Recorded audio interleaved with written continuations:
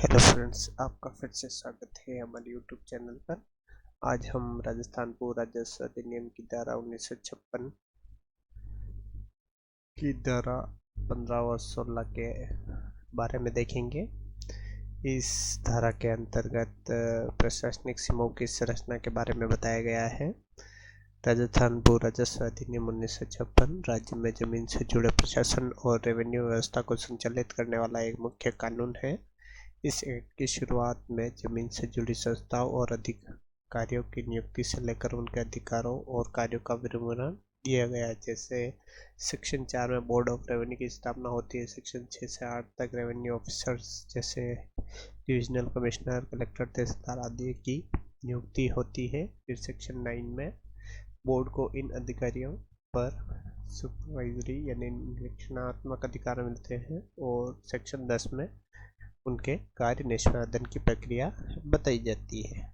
इस संस्थागत प्रावधानों के बाद एक्ट यह तय करता है कि राज्य में प्रशासनिक और रेवेन्यू उद्देश्यों से कैसे विभाजित किया जाए। और सेक्शन 15 और सेक्शन 16 यही कार्य करते हैं कि राज्य की भूमि को प्रशासनिक इकाइयों में बांटना और उन्हें जरूरत के अनुसार बनाना, हटाना आदि, और उनकी सीमाएं बदलना।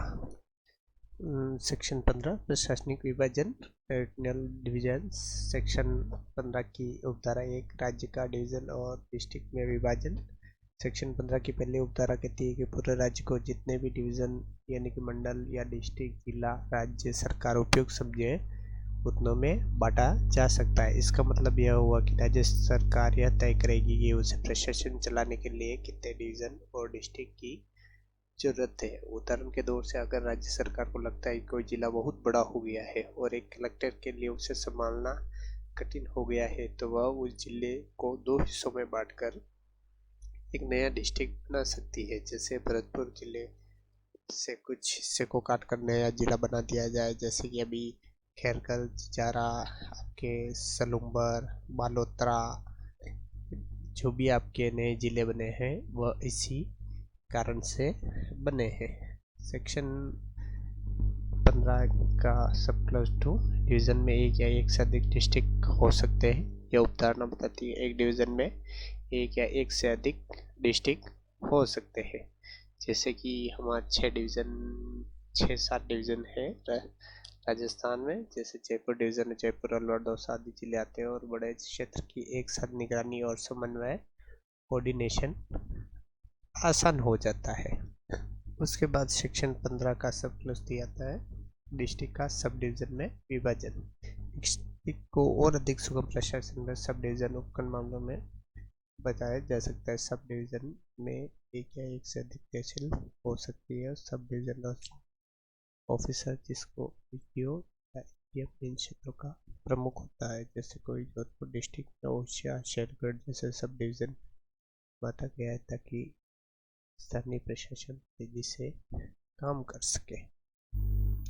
सेक्शन 15 की सब क्लॉज 4 है तहसील को सब तहसील में बांटना। अगर कोई तहसील भी बहुत बड़ी हो जाए या दूर दराज इलाकों का प्रशासन पहुंचना मुश्किल हो जाए तो राज्य सरकार उस तहसील को सब तहसील में बांट सकती है। सब तहसील में बहुत जगह पर नियामत भी कहा जाता है। उदाहरण जैसे कोटपुतली तहसील को सब तहसील कोटा और बानसूर में बांटा जा सकता है ताकि लोगों को पास में ही रेवेन्यू सेवा मिल सके। सेक्शन 15 का 5 सेक्शन सीमाएं तय करना, डिफाइंड लिमिट्स। राज्य सरकार में अधिकार है कि वह डिवीजन, डिस्ट्रिक्ट और सब डिवीजन, तहसील और तहसील की सीमाएं तय करें। सीमाएं तय करना जरूरी है ताकि यह स्पष्ट हो सके थे कि किस अधिकारी की सीमा कहाँ तक है, वह कौन कौन से गांव या कस्बे आते हैं, यानी कि उनका क्षेत्राधिकार कहाँ कहाँ तक हो सकता है। उसके बाद सेक्शन 15 का 6 नोटिफिकेशन द्वारा सूचना देना। कोई भी नया डिवीजन, डिस्ट्रिक्ट, सब डिस्ट्रिक्ट या सब तहसील बनने की सीमाएं बदलने में इसकी जारी गए ऑफिशियल गैजेट से दी जानी चाहिए। गैजेट में नोटिफिकेशन से ही यह निर्णय कानूनी रूप से प्रभावी या इफेक्टिव हो जाता है। उसके बाद सेक्शन 15(7) पहले से मौजूद इकाइयों की मान्यता। जब यह कानून लागू हुआ उस समय जितने भी डिस्ट्रिक्ट, तहसील और सब डिवीजन वगैरह अस्तित्व में थे उन्हें तब तक वैध माना जाएगा जब तक कि राज्य सरकार कोई नए आदेश नहीं दिया जाए। इसका मतलब है कि पुरानी व्यवस्थाएं बनी रहेगी लेकिन सरकार उन्हें बदल भी सकती है। सेक्शन 16, नई इकाई बनाना, हटाना या सीमा बदलना, क्रिएशन, एबॉर्शन एंड रेशन। धारा 16 राज्य सरकार को यह शक्ति देता है कि गैजेट नोटिफिकेशन से हमारे कोई नया डिवीजन, डिस्ट्रिक्ट, तहसील या सब तहसील, विलेज बना सकती है, किसी मौजूद इकाई को हटा सकती है या उसकी सीमाएं बदल सकती है। धारा 16 की नई इकाई बनाना या पुरानी हटाना। राज्य सरकार अगर प्रशासनिक दृष्टि से जरूरी समझे तो कोई नया डिस्ट्रिक्ट बना सकती है या किसी सब तहसील को समाप्त कर सकती है। उदाहरण, अगर आबादी बढ़ने के कारण झुंझुनू सीकर जिले को मिलाकर नीम का थाना नाम का नया डिस्ट्रिक्ट बनाया जाए तो यह कार्य सेक्शन 16A के अंतर्गत होगा। सेक्शन 16B, सीमाओं में बदलाव करना। सरकार किसी इकाई की सीमा में बदलाव कर सकती है, जैसे किसी गांव को एक तहसील से हटाकर दूसरे तहसील में जोड़ना ताकि स्थानीय लोगों को सरकारी दफ्तर आसानी से पहुंच सके। उदाहरणार्थ, अगर गांव ए पहले तहसील एक्स में आता था लेकिन वहां की सड़क कनेक्टिविटी नहीं थी और पास की तहसील वाई ज़्यादा सुगम है तो सरकार उसे तहसील वाई में शामिल कर सकती है। पूर्ववर्ती प्रावधानों का संबंध, यानी कि अभी तक जितनी भी धाराएं देती है उनसे क्या संबंध है।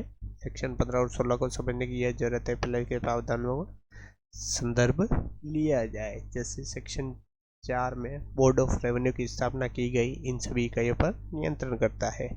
सेक्शन 6 से 8 उन रेवेन्यू ऑफिसर की नियुक्ति करता है जो इस डिवीजन, डिस्ट्रिक्ट, तहसील कार्यरत होते हैं। सेक्शन 9 में बोर्ड को सुपरवाइजरी पावर दिए गए जिससे यह कार्य तभी संभव है जब प्रशासनिक इकाइयों की सीमा स्पष्ट हो सके। और सेक्शन 15 और section 16 Rajasthan land revenue act 1956 की रीट यानी बैकबोन मानी जा सकती है क्योंकि राज्य सरकार को प्रशासनिक इकाई को विभाजित करके उससे पूरी रेवेन्यू व्यवस्था को एक संगठित रूप देते हैं। यह प्रावधान राज्य सरकार को एक लचीलापन या फ्लेक्सिबिलिटी भी देते हैं वह समय समय पर जनता की जरूरत के अनुसार इकाइयों को बना या हटा सके। सही सीमाएं तय करना और नोटिफिकेशन जारी सूचना देना और जनता तक प्रशासन को पहुंचाना, इन सभी का आधार यही 2 सेक्शन है। अगर राज्य को सुशासन, गुड गवर्नेंस की ओर ले जाता है तो यह संरचना जरूरी है। जब इसका संयोजन सेक्शन 4 से सेक्शन 10 तक के प्रावधानों में किया जाता है तब एक मजबूती और प्रभावी रेवेन्यू व्यवस्था की नींव रखी जाती है। इस तरह धारा 15 और 16 को हम समझ सकते हैं। अगर आपको किसी भी प्रकार की कोई परेशानी है तो आप कमेंट कर सकते हैं। धन्यवाद।